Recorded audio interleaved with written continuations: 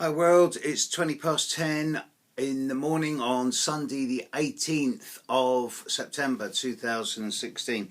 Big thank you to all those people who emailed me after my video of yesterday. Didn't realise it would cause that much interest. Pleased though. Okay, so sticking with that, the nature of belief, it's perhaps quite an important subject at the moment. It's a hot subject astrologically. What with Mars in Sagittarius, Saturn in Sagittarius, there's still a really strong square from the Sun to Mars, Sun opposite Chiron, Mars square Chiron, and the Moon's in Aries at the moment, conjunct Uranus over the next 12 hours, 18 hours.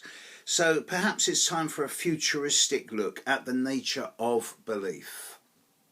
For thousands of years, we as a species have looked to the skies, to the planets, to the sun, sometimes to aliens or ET, or to the notion of God. God is in the heavens. In some type of belief. We've always looked for something to believe in, something to aspire to, something to give us hope for the future. But I suspect that over the millennia, certain vested interest groups have hijacked those beliefs and turned them into religion or science and said this is what people should believe, and we are the guardians of your belief, so this is how it should be for the future. You will believe what we tell you to believe, and we will nurture your spiritual needs while you work in the fields or work in ways that benefit everyone, including us. Nowadays, of course, we don't need priests or scientists or anybody to nurture our individual belief systems. We're all quite capable, thank you very much, of having our own relationship with the divine and with divinity and with spirituality. And priests are no longer the shepherds of the flock. They're more, and neither are they a conduit for our relationship with divinity. Instead, they're just well, they're almost redundant, to be honest. They're good at translating old myths, but then so are astrologers. Seems to me that astrology's always been an alternative to belief systems, because astrology does give a sense of meaning. It's pretty agreed that the position of the planets in the stars, in the solar system, and their orbital pattern is not random. And if that is accepted, and I can essentially prove that the position of the planets and the stars are not random. Look at the sacred geometry of the planets. Maybe I should do a few videos on this if there's enough interest, because I can seriously prove that the position of the stars in the planets in the heavens is not random.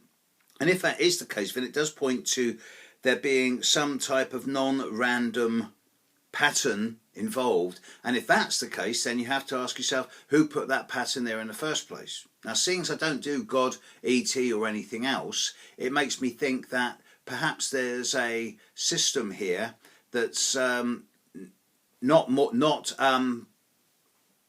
linear, not rational, not the way we've always anticipated some type of superior force as being.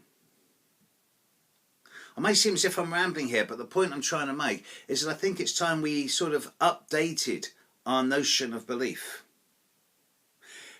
There's a system that says that beliefs limit, and if you believe something strong enough, then anything outside that belief isn't true. If we open up our belief system so that anything is possible, then that doesn't limit our beliefs, and anything can become real. Now, I'm into crop circles big time. I've seen crop circles happen. I've been in hundreds of crop circles. Most people don't believe in crop circles. But then I'm an astrologer.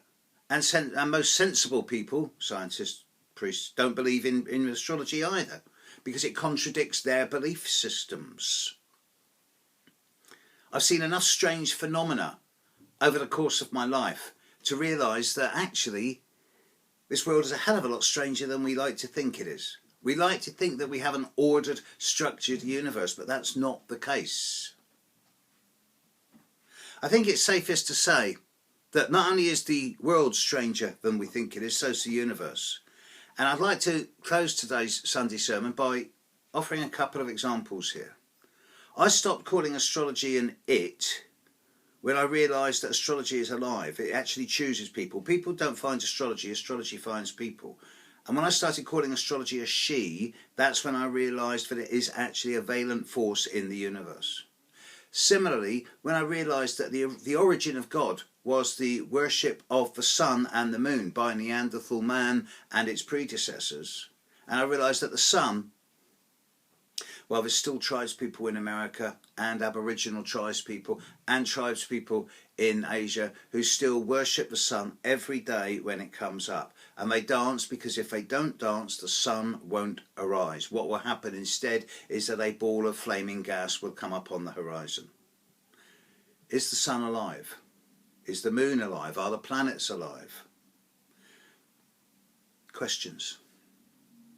Never get the answer, not with our limited three-dimensional, rational, objective thinking experiences. But one day we will open our minds and adapt new systems of not belief, but knowledge and understanding. I can't wait. Sermon over, folks. Catch you tomorrow. Bye.